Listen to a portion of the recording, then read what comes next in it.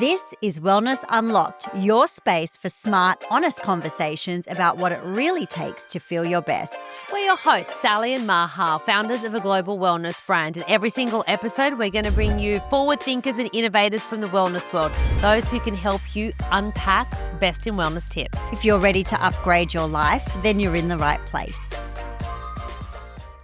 Today's guest is Alexx Stuart, the founder of Low Tox Life and the book of the same name. In this episode, we unpack what it actually means to live a low tox life, why chemical and toxin exposure is so damaging for our bodies, and what simple actions we can take in our own daily lives to make a big impact. I really loved this episode, and I hope that you take away as much from it as I did and find ways that you can feel empowered to make simple changes within your own lifestyle. So, Alexx, I really want to kick off with almost like rattling off a list of all of the places and all of the things where we might find toxins coming into our everyday life. If you had to sort of list the high level categories, what would that should we keep it to 10? What would it be? Okay. So a human is born in 2025, and basically there is nowhere on earth that you can avoid toxins. And the way I like to, right off the bat, stop people from being terrified before we start digging into some stuff, think about the fact that even in our natural world, there are a ton of things that are toxic to humans. Yeah. Of course, now there's the man-made stuff that you add over and above. And just like in nature, there's some stuff that's been hugely beneficial and there's some stuff that's been really not beneficial that we really have to be wary of. Mm-hmm. So I think if we frame it that way, it's like, oh, okay, we've actually just got to learn the biggest bang for your buck kind of areas that we can reduce environmental toxic load throughout our home and our life in a wider sense. Yes. And then let's just get to work rather than, oh my gosh, everything's trying to kill me. I've definitely Because been there. I've been there. Same. And as soon as I went there and recovered from that overwhelm hump, I really did want to use my skills that I've had for many years before starting Low Tox Life in training, development, learning that I had been responsible for across a couple of industries at the time when Low Tox Life started.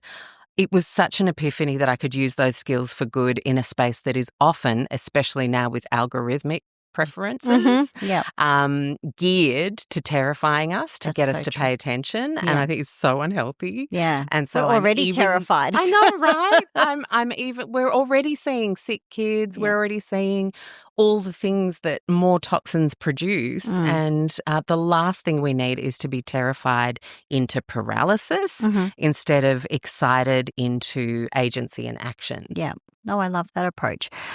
How did you come into this? What's your story? Wow. Okay. So short version is chronic tonsillitis led me to a naturopath when antibiotics stopped working. Mm-hmm. And she was this incredible woman that I found through a friend who'd been practicing for 25 years. And I'll never forget what it feels like for a health professional to just ask you questions for an hour. Mm-hmm. No one had ever asked me questions for an hour before about my life, my health, my relationships, my mental health, the kinds of things I ate, and she did. And through this exploration over a couple of visits, she put together a regime that if I got tonsillitis, I would go on this super simple, almost like semi-fast like diet in the sense that it was very simple broth. I think it was brown rice, carrots, and it was chicken broth quite specifically. And, 2 or 3 days of that, vitamin C, zinc, vitamin A, D, and a revolting tasting blend of herbs. And it worked. It actually helped me kick my tonsillitis. But the problem with me was I would just get it again and again and again. There's clearly something going on that meant that was my Achilles heel. And While I'm definitely not someone who says there's a silver bullet for everyone and it's the same for everyone, nor am I someone who vilifies any type of food group because we're all different ancestrally, genetically, environmentally. But for me, it really was gluten. Wow. It was actually quite incredible. Mhm. And I removed gluten from my diet on a trial because there was a bit of research she'd seen that said it might be worth trying. Mhm. And it really was. Mhm. And as long as I don't eat glutinous foods, I don't get tonsillitis. Yeah. It was amazing. So I was never really one to think outside the box with health. I was quite a conventional kid of the 80s, Mhm. excited whenever any new junk foods came out that Mum would maybe, if we begged, put in our Yep. lunchbox and You're very, at the very milk bar Oh, with your yeah. 10 cents getting all the lollies. We were the Totally. same. Yeah. Totally. And so I'd never really thought outside of that health paradigm where you just go to the doctor, get the pills, get better and move on Mhm. until it stopped working. So in a way, I was really grateful for that because 20 years ago, if you had to quit gluten, you got a little list of all the ingredients from your health professional and you went out and you started looking at all the packets that you bought, like your up and go popper for a busy Mhm. hospo shift Mhm. day and that kind of packaged food. And gluten was in everything. Mhm. Thank God, Mm. I reckon, because if I had been told that today, like a lot of people are, they just switched to the gluten-free version of That's everything right. because you're busy and learning how to cook. Yes. That's a lot, Yep. right? If you Yeah. didn't. And but I did have to learn how to cook. And then coming from hospitality in the high-end kind of luxury space, I was like, this tastes disgusting. I got to actually learn how to cook. And so I spent time with chefs in kitchens at work and learning little tricks and tips, and I became a really good cook. Mhm. And then was just starting to put my recipes up online for family and friends. A few strangers start commenting, Yes. then more, hey, you should start a Facebook page. And I was literally in 2012, what's that? Yes. Sally and I have been in that land yeah, too. right? I know. Yeah. And so The good old days in lots of ways. it was. So that's how it all started. It was really just seeing a simpler way to do food that was delicious and realizing how much healthier that made me feel, Mhm. wondering if other people needed those tools. Mhm. And then naturally, as I fell pregnant with my son, who's now 16, so that's how old Wow. Low Tox Life is, Yeah. I formalized it into Low Tox Life because I started incorporating personal care Yeah. and looking at all that stuff. And that really blew my mind. So you started with food and then moved into personal Yeah. care. And I mean, I actually heard that you coined the phrase sort of low tox. I did. You did. Wow. I know. So as Gen Xers, you would Yes. appreciate what the importance of an original idea that no Mhm. one's had before is Yeah. in business. There goes Sally, yes. And that's not to poo-poo anyone who came after, No. because it's just different now. Yes. Everyone's just a creator. You don't even Now have we to have a say website. a rising tide lifts all ships, don't we, Sally? 100%. Even though we go, we did it first. Finance are spewing with you. They actually want to speak to you about your corporate card. Yeah, I love my corporate card. No, Why you would cannot. they be so upset? You cannot use it to go to Priceline, right? And just tap and buy I all the can. Swish. No, you And I cannot can and buy I Swish. do. You can get Swish. These guys can get Swish at Priceline. Me too, You, I can yes, too. you can too, but with your personal card. You cannot use your corporate card and tap everywhere you go. Yes, I can go to 500 Priceline stores and I can tap at all of them with my credit card and my sister club card. I'm a pink diamond member. 500 Priceline stores. You can get Swish at any of them. That's right. Pretty impressive. Okay, get something for me next time. I will. So I'm not saying that because it's bad to then take low tox, because I specifically did not trademark low tox as a phrase. Yes. I trademarked Low Tox Life. Low Tox Life. Because it was such a great way to refer to stuff. Yeah. Let's just very try clear. and reduce the toxic load. It's Yeah. not no tox, tox free, Yeah. chemical free. That's all crap. It is. Because it's not possible. It's not. But low tox is. Yeah. And so with the beauty and the personal care stuff, was it your pregnancy that drove your interest in that? 100%. Yeah. I had already started doing the quasi-natural swaps. I came from luxury beauty. That was my original career. And I ran one of the big brands for a very big luxury group. And so I loved performance products that made you feel good, smell good. That lasted all day. Oh my gosh, that's quite scary that anything should last all day, especially a fragrance, which I'm sure we'll go into. But it really did matter to me to find things that worked. But as I became more environmentally aware, I recognized there were some companies who were doing better in that space, and so I moved that way. But as I then started to research things that I thought were quite green, I recognized that there was a lot of greenwashing as well of those early adopter brands, and then there were some brands had been doing much better. And so I started shifting to those just towards the end of my pregnancy, to be honest. Do I regret not having figured it out sooner? Probably, but coulda, woulda, shoulda. I think, and I think coming back to just not feeling overwhelmed but feeling empowered and just making choices day by day, ultimately I think you just do the best you can at the time, with the knowledge that you have. Yeah. So I want to ask you, so the average person every day, gets exposed to hundreds of different types of chemicals through obviously our food, through cleaning, through beauty products. Let's talk about that. What are some of the most surprising sources of toxins in our daily routines?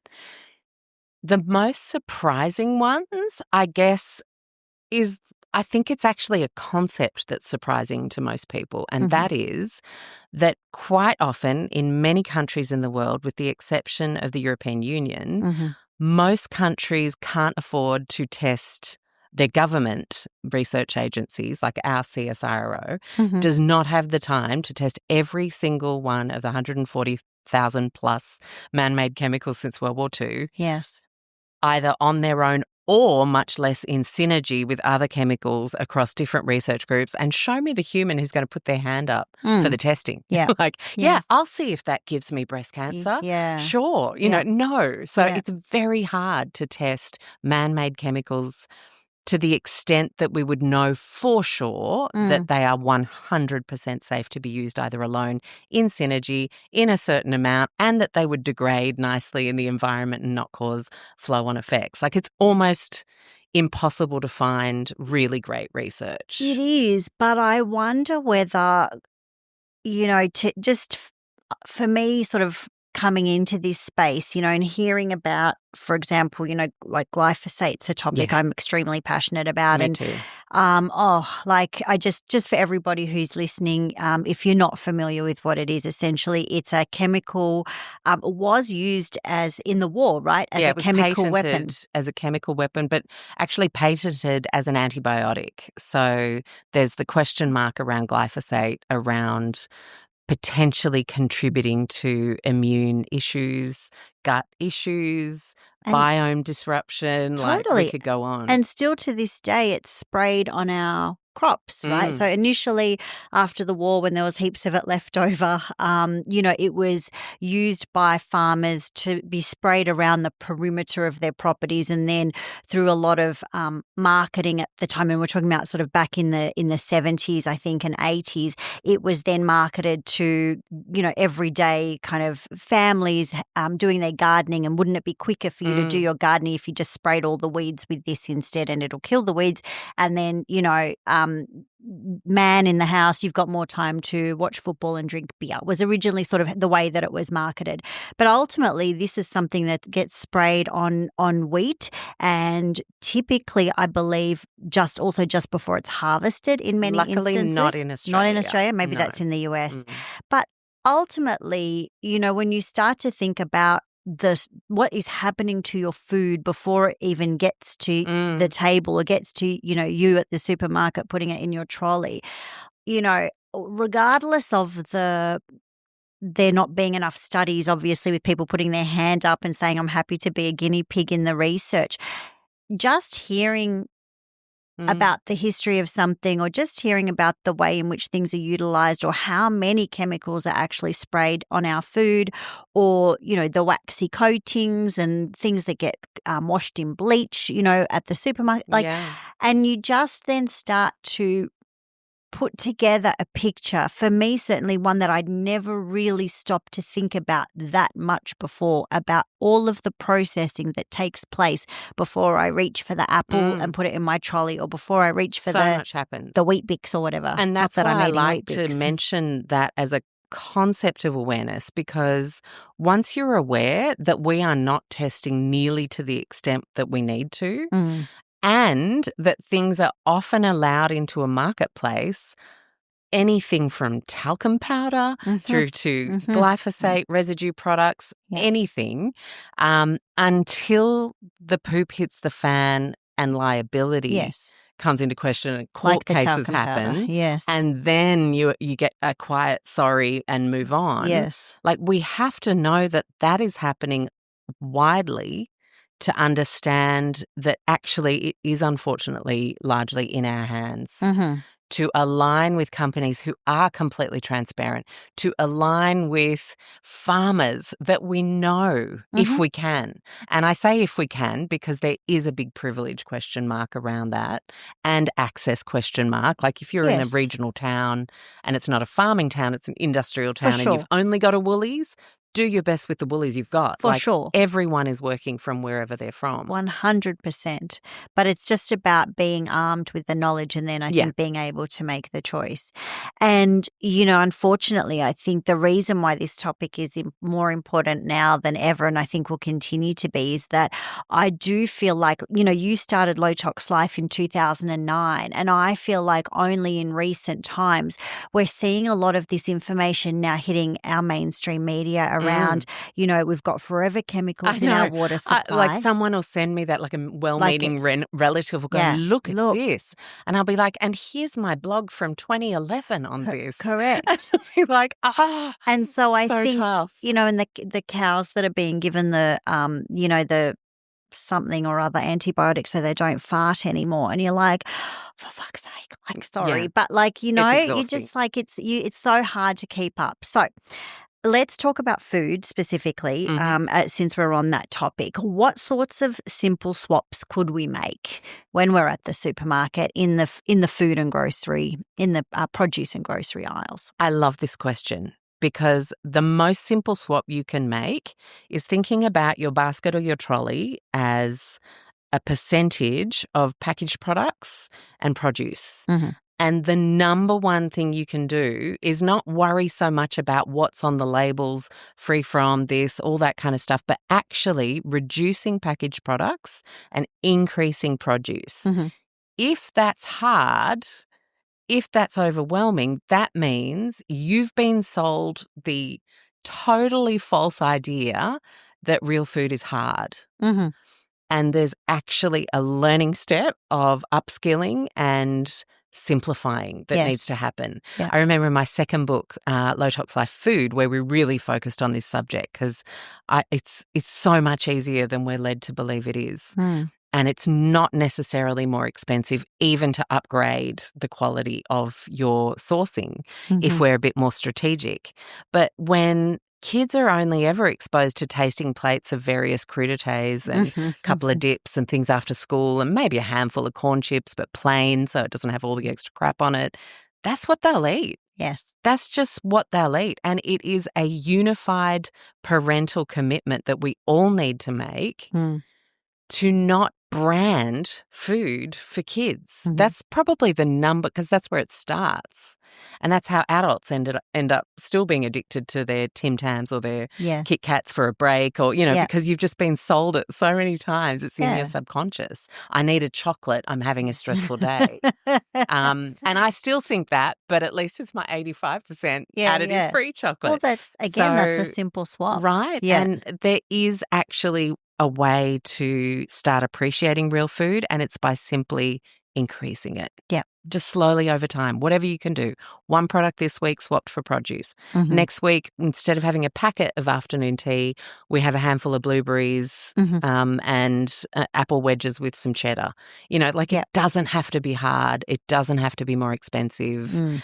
Because the double-edged sword of packaged food is, yes, it tends to be far more processed. We have way less transparency. It's much more energy costly to the world and planet to produce, but it's also packaged in soft plastics, yes, which is hormone disruptive. 100%. I wanted to ask you about this. So that kind of links us to the cosmetics category because there's a commonality in those two areas, which is synthetic fragrances and stickiness and soft plastics and soft plastic packaging of foods. So with foods, funnily enough, I was in my local Woolies the other day and I was trying to find bottled water, still water in a glass bottle, and I couldn't find one, right? Pretty tricky to find from Australia. You'd probably find the Voss, which is shipped from Northern Europe. Yep. Well, the odd San Pellegrino maybe or something. Well, that's owned by Nestle, who are robbing many communities around the world from water. Oh, I did not know that. Yes, and shipped from Italy. Okay. So,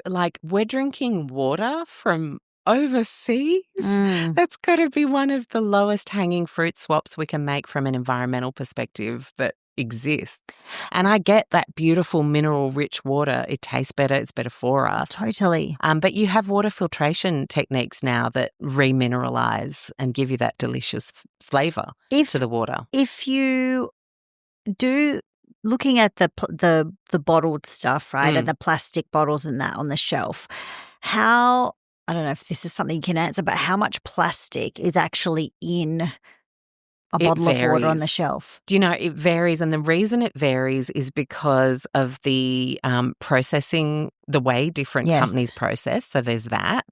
There's also the logistics piece. So imagine, if you will, a truck on a hot, sunny highway with pallets and pallets of bottled water in it, one of those massive semi-trailers. And heat, we know, is one of the key drivers of plastic particles going into the water. Most people have heard the mainstream media reports on do not heat soft plastic containers in the microwave, right? Yes. Well, unfortunately, if we're drinking bottled drinks of any kind in soft plastic, that's your soft drinks, your healthier sugar-free sodas, any of them that are in soft plastic that is shipped around on sunny highways with heat pelting down on pallets, and then it's in non-temperature controlled because it's long life food warehouses, and then it's on an artificially lit supermarket floor. I mean, and then the bottle that sits in your car for 3 weeks, and you're like, oh, this has still got some water in it. Helpful. Maybe if you're literally starving of thirst, but the leaching risk is huge, and it's very hard to quantify exactly because it's just every bottle of water is going to be different from every batch. Yeah. And also, coming back to all the stuff in the packaged foods, same again with that. Yeah. And so what are some of the ways to reduce our exposure to plastics and microplastics? Well, one of the best ways you can start is to just think about, again, that shopping trolley metaphor and doing it with everything that you have and going, oh, that's soft plastic as well. Is there an alternative? Can my anything come in glass? Yes. Can I get a water filter so that I am filtering my own? And a water filter with a good hard plastic components is actually far safer than soft plastic bottled water from a supermarket because you're not getting time to leach either because it's always just moving through. Yes. So for me, it's the drinking water. The drinking water is actually the number one low tox swap. Yes. Because number one, it goes into every cell in our body. Yes. And so there's that deep hydration, nourishment of the cells, functioning of the cells, remineralization of our bodies. I mean, a great filtered water is literally the number one swap. And then you've got that reducing plastic from the single-use plastics perspective as well. So it's like a double win. It's literally the most fantastic thing you can do. And so you mentioned that the plastics in the beauty products as well. Tell me about that. Yeah, well, look, I come from the cosmetics industry myself. I even support lots of low tox brands where the products tend to come in plastic packaging.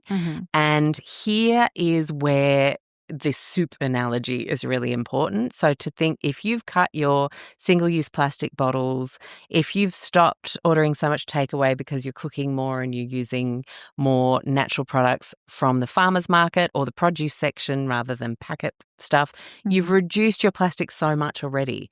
So if you've started to do that across a few categories, and there's an exfoliator you love from a particular, you know what I mean? Like I really am not, I don't wake up and think, oh, my exfoliator is trying to kill me, because I know I'm working across so many categories that essentially, and I'm going to share a mantra here that I share with anyone who's in our membership community will know this. Any talk I've ever been to, we do what we do most of the time so we can go with the flow some of the time. Okay, that's good. And that for me is not a free pass to squish everything into the some of the time category. So actually you're still doing a whole bunch of my makeup, my hair, right? But like if we can start to think about making an effort where it really makes sense to us, it's really motivating. And then there's still a few things that just aren't technically perfect choices, or in a perfect world that would come in glass or aluminium, or, you know, or something. even like I'll get to them later, you know? Yeah, exactly. Yeah. Put it on the too hard basket for now, but maybe write to the company and say, hey, I'd really love, like, especially with AHA type products, things that are acidic in soft plastic, not ideal. And I've written to companies and they've said, thank you so much for that feedback. And I've said I happen to have lots of community members who would really appreciate this type of product in glass. Yes. And then that's a great conversation to start, right? Yeah. So I think we can be, we can quietly change things. But if you are really loyal to a brand and you love what they do and their ethics are really great and they're also in the product works, let them know that you have an even more perfect case scenario. Solution. Because no one's telepathic, right? And if everyone knows that everyone wants to do better, then there's confidence in the market from a brand owner perspective to actually make that change. Where would we find synthetic fragrances? Oh, in pretty much every category of personal care and cleaning products.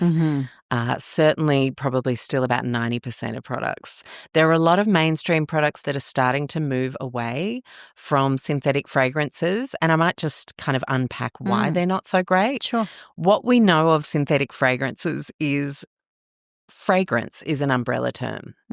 And in that umbrella can be hundreds of undisclosed fragrance components to produce and manufacture that fragrance to be what it is. Why are they allowed to not say what they are? Because of proprietary information. Right. So there was a court case many decades ago in the States where one cleaning company product listed all their ingredients and they claimed that this other company just copied all their ingredients. And it was deemed that because it wasn't a personal care ingestion product, it didn't have to have its full listing of ingredients because it was a cleaning product. Right. The fragrance industry, because it is an art to blend a fragrance, has a similar permission slip to not fully list every single ingredient. And so, unfortunately, over time, it's improved. Like you'd be hard-pressed to find formaldehyde in a luxury fragrance these days, but 40 years ago you did, right? Because they didn't have to say. And so, unfortunately, it's taken consumer activism to start cleaning up the fragrance space. And now we're spoilt for choice. There are tons of fragrances that don't have synthetic harmful components in their mix. Yes. But one of the most harmful ones that's pretty scary, and you mentioned lasting all day when we were chatting before we started our official chat, and that's an interesting one because for a fragrance to last all day, the way you do a yoga class with a friend, you hug, say goodbye, and then before you have your shower that night, your hair kind of blows because it's breezy and you smell your friend from 9 a.m. this morning in your hair still. Or you get the hand-me-downs from a mate who's got kids a couple of years older than yours, Yeah. and you pick up the bag and you're like, oh, thanks so much. That's so helpful. Yes. And you open it up and it's like, Yes. whoa, what is that? Yes. And you wash it thinking, oh, I'll get rid of it and do a wash. But it's still there. It's actually going to still be there 5, 6, 7, 20 washes later. What is that chemical that makes fragrances stick like that? What is it? Phthalates. Phthalates. And yeah, for the they're terrible. nerds, PHTHALATES. Yes. It's a group of chemicals that are a sticky kind of plasticizer style of chemical. And the way I've understood it explained to me by scientists and endocrinologists over the years on my own show is that phthalates have the ability to block or mimic natural hormone signaling in the body if in a high enough prevalence in the body. The good news about phthalates is they're water soluble. So if you stop using synthetic fragrances, and most synthetic fragrances, bar a couple of exceptions I've found in the low tox space over the years, do contain phthalates. If you drop them, just bit by bit, switching to either fragrance-free or naturally scented with essential oil components, those kinds of products. Yeah. The good news is you detox from phthalates quite quickly. That's great news. The bad news is this particular category is one that you don't want to be using regularly. So don't freak out if you hug someone after your yoga class if you're now using naturally scented or fragrance-free products at home. But don't commonly use synthetic fragranced products. Does that make sense? Yeah, I've just had a flashback to all the years where I would be like, oh my gosh, and like, you know, guys, do a little pirouette in my I collected fragrances. Yeah, I was head of the downtown duty-free Strand Arcade fragrance team. That was my first retail job. I got promoted straight away because I was so passionate about all the stories. I ended up training with one of the best fifth-generation perfumers in France. I was well in deep, my friends. Like there was no one who loved fragrances more than me. But the funny thing about a toxin that you haven't identified as a toxin, then you do and you ditch it and then you're exposed to it again. It's crazy how easy it is to go, what the heck was I thinking? So sensitive to it. Yeah. And the thing with fragrances, and correct me if I'm wrong, is that it's not just, for example, in perfume, right? So we're talking about air fresheners, we're talking about candles. The scented candles. Scented candles. Look, there are a few. I love candles. I know. There are a few that are scented with natural essential oils. Then there's the question mark around the wax type. Soy wax, often very, very badly processed with a whole bunch of byproduct chemicals in there. Not all, but many, especially the ones you're buying that are mainstream and like selling them to you for $50, $70. Yeah. But like beautiful beeswax candles, handmade at your local market, go support someone. Yeah. Because they exist and they're stunning and they softly smell of honey. Amazing. And they're so yummy. And then you're really directly supporting someone you know by name for buying candles if you're a candle nutter. Yes. And chances are they're not going to be as expensive as some of these brand name. I was just for a laugh recently looking at some of the designer brands, wondering if they had scented candles and what they charged. And oh my gosh, like $1,200 for a Dior candle? Really? Is that the world we live in? Is that the beautiful gift we give when we've got the disposable income? No. The regular common peeps like me, the good news is you don't need air fresheners. You don't need fabric softeners. You don't need $50 scented candles. You don't need timed fresheners in your bathroom. You don't need the toilet duck. You don't need the air freshener spray can thing. All of this stuff is not only harmful, but if you looked at your bill for that on a monthly average, most households are spending between $20 and $50 on this kind of stuff. Yeah. Reinvest that in organic produce. Totally. Yeah. Like, wow. Open a window. Open a window. I said that on my first TED Talk. I literally said, the funny thing about fresh air is if we opened a window, we could have it. I mean, yes, then you could argue like pollution and all that jazz, but you know, we know that indoor air is far more polluting than outdoor air, even even counting pollution these days. So, Totally. yeah. And speaking of cleaning products, which you mentioned, and laundry sheets and detergent and all of that. So, I've made the switch to a clean version. I must say, are my white T-shirts as clean as using some of the hardcore stuff? No, there's probably some sort of secret old school, There are some I'm secrets. sure there are, like Yep. lemon and baking soda or something or other. But anyway, I haven't sort of made it that far yet.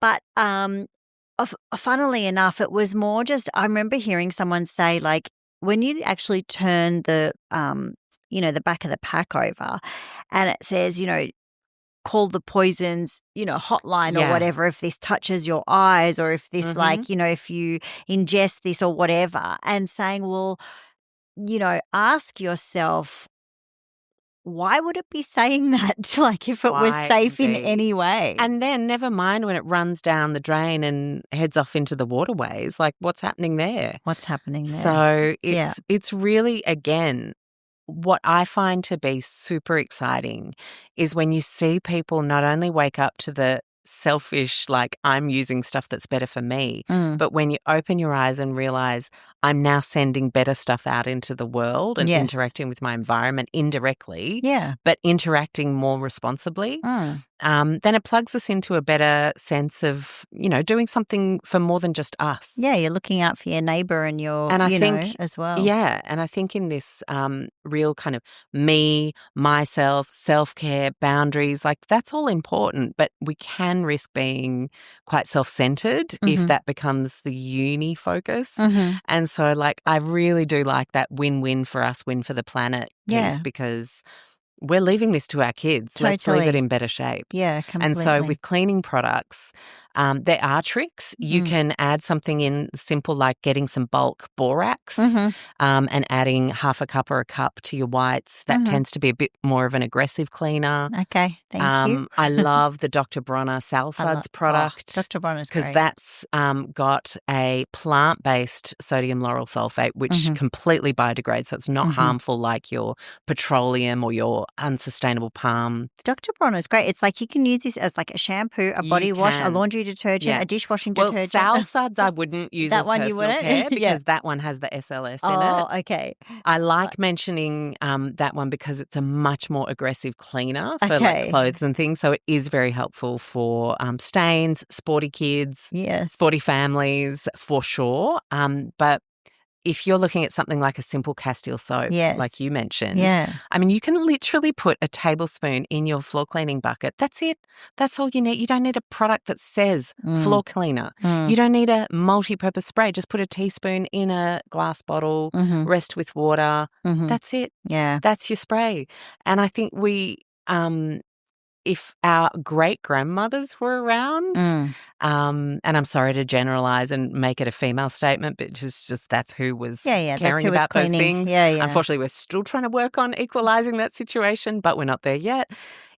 They would laugh at how complicated we've made everything. They would go, oh, darling, why don't you just grab some bicarb and a bit of bicarb, pop it on there before you chuck it in the wash? Yeah, squeeze of lemon. Yeah, so lemon juice to clean your stainless countertop. Yeah. Like you've made your vinaigrette, you've got this leftover lemon, just use it and wipe everything down. Best degreaser ever. So I think we miss the gift of simplicity if we only focus on all these complicated things we need to remember to not have in our products. Actually, simplification and needing less is one of the most magical, like, remember to get this part of the whole low tox thing. I love that so much. Thank you. I'm going to ask you a couple of rapid fire questions. Okay. I'm ready. So, sip of water. What's one low tox swap that everyone should make today? If you haven't changed your pillow in the last 2 years, change it today to a natural fibre preferably, but there's a whole bunch of stuff that can start to come alive in a pillow. I saw this is not very rapid fire. I saw this device thing. It's like a vacuum. Yeah. Everybody's the same. Sally That's and how I have say. a very different. The pillow. Our algorithm that we get fed on social media is very different. Me, I'm like, I know. I saw this device. I don't know if you think this is BS or not, but it's almost like a vacuum, but specifically for your pillow. Okay. Is that going to just pull out more shit and you should just chuck it out and get a new one? They would be okay.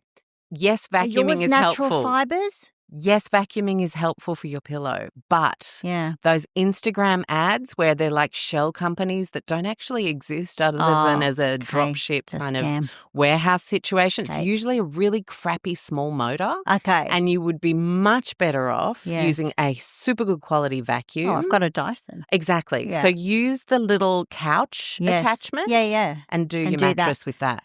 So, Sally, listen up. So I basically there are people panicking in the background. And like it's okay. Wait for sales, right? So because sometimes organic the strategic sales. Like EOF White, Black Friday, Christmas. And if you've only just bought like a polyester fill kind of pillow, or you've got like a memory foam pillow, or all of those sorts of things. Was it bamboo? Bamboo's all right. Bamboo can be okay. Yes, definitely much better. Organic cotton's good. Latex is better. Cotton is better. Organic wool latex. is better. Organic latex. Very hard to find, actually. Cut from one piece of rubber latex. That's very hard to find. It's very hard to find. Shout out for Zena there and Latex Bedding Co. as well, I believe. Yes. Because they actually cut from a single piece, which means it's not all reconstituted and stuck together with chemicals. I replaced all my bedding this year. It cost an absolute arm and a leg, but it was like we were way overdue. Yeah. And also my kids were moving from cots to beds and all that, so it was kind of quite we've just timely. done the single to the double for the teen, and we just it's a good decision. It. It's like you're probably going to have this mattress for like 5 years or so. If you get a good single cut latex mattress, you can get 20 years out of it. So you think cost, but actually just save for a few extra months and get the good stuff. Yeah, I agree. Yeah. And then all of our sheets are organic cotton or good point. So some people think, oh my God, my sheets aren't organic cotton. This is the best sheets you have are the ones you already have, where if they're just as long as they're pure cotton. If you can't get organic cotton or linen, flax linen, whatever the best ones are, just get plain cotton, whatever you can afford. IKEA has some really good value options. They do. And just wash it really thoroughly before use. To be fair, I have purchased organic cotton sheets from Kmart. They're not always available, but like sometimes you can get them there. And Target. You find them from Aldi. I mean, there's a whole bunch. You've just got to be on the watch. And I reckon because we've mentioned so many different things now, I just want to make this one point. And it comes back to your strategic thinking around sales. Yes. Think that way around all low tox swaps. So don't think, oh my gosh, I remember when I first launched Go Low Tox, like my first course was 2014. I stupidly called it 30 days to your low tox life. That is not responsible education because I myself was still in the middle of swapping some of the bigger ticket stuff years lower into tox. starting. 30 days to lower tox. 30 days to lower tox. But it's usually a decade long, like get your head around some of the more complex things. Don't like swap your mattress if you just bought one last year. Of course, we were due for that. So that was, and I, didn't do it for the probably 5 years before, So and focus on a priority for now. Yeah. Work on that, then move on. And it won't all get done this week or month. No, and I like what you said earlier because water, coming back to that, it's like we have that every single day. Yeah. Like the food, making the trolley, lean more towards the fresh produce. Great. Like those are very sort of simple things. I like to look at when I am in the supermarket, and there are some good organic options in there now, and so we did this exercise recently. We were just looking at the cost of organic versus non-organic, right? And so, for example, peanut butter, the organic version was honestly 20 cents more.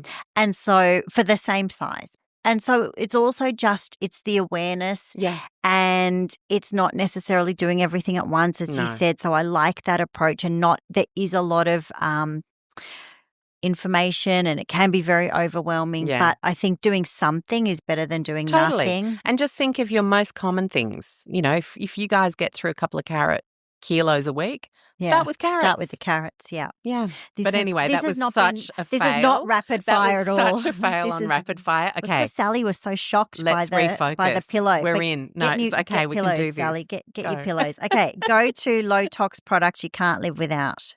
Oh my gosh. Okay, definitely Castile soap. Mm. I use it for so many different things. And I would say, my like a really good organic face mask. Mm, Yeah, I love a good mask. I Lovely. think it's a beautiful little 10-minute self-care moment, it is. and I look forward to it. So I would say I can't do without it. Love it. Okay. If you could ban one ingredient forever, what would it be? Glyphosate. Mm, Let's see how we Same. innovate once we're just simply not allowed to use it in agriculture. Same. What ritual sets you up for a low tox day or week? I would say not starting on my phone. I was very conscious of it starting to creep up as the first thing I reached for before water, before sunlight. Mm. I mean, hello, how bad is that for us? It Yes, is, Sally. It is so bad for us. And I was right there thinking, oh crap, I'm totally addicted to this. This is just, so I actually get up, sunlight, 2 glasses of water, go for a 30-minute walk. That's so good. If I get that sorted before I do anything else, I already feel like I'm succeeding. Yes. And I think anything, it doesn't have to be that same routine, but something that feels like success for you, it's so important to start your day with success rather than consumption, I think. I agree. If you enjoyed this episode, then make sure you subscribe, like, download, share, all the things. All of the things. And of course, everything you need to know is in the show notes. If you need any more information, don't hesitate to find us at SWIISH.com. And as always, all the information provided is general information and not medical advice.